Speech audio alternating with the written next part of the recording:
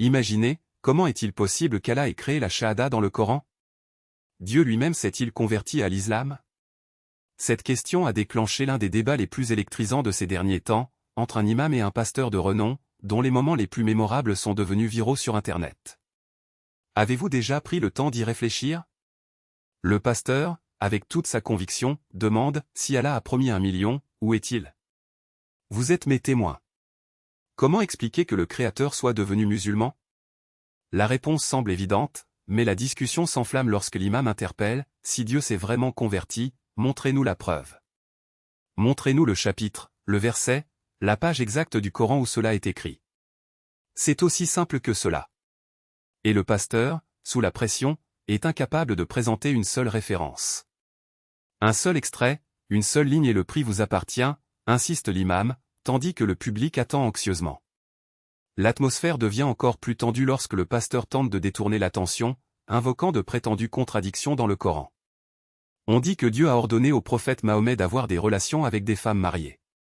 Où est ce passage? Prouvez-le. Montrez-nous l'adresse exacte dans le livre sacré, exige l'imam, la voix ferme. Cela ne sert à rien d'éviter la question. Si vous en êtes sûr, ouvrez le Coran tout de suite et montrez-le nous. Allez, sortez votre téléphone portable et lisez-le à haute voix pour que tout le monde puisse l'entendre. Mais le pasteur, visiblement mal à l'aise, trouve des excuses. Le texte est en arabe, vous ne comprenez pas, tente-t-il de se justifier. L'imam ne se laisse cependant pas intimider, si c'est vrai, traduisez-le. Si vous n'y parvenez pas, admettez que vos affirmations ne reposent sur aucun fondement. Nous ne sommes pas là pour inventer des histoires, mais pour discuter des faits. Et il ajoute, avec ironie, ou est-ce que ça vaut seulement ce qui convient à votre récit? La discussion se transforme en un véritable test de crédibilité. L'imam énumère une série d'allégations du pasteur qui n'ont jamais été prouvées, tandis que l'assistance est partagée entre le rire et l'indignation. Vous parlez de moralité, mais vous n'étayez pas vos propos par des preuves.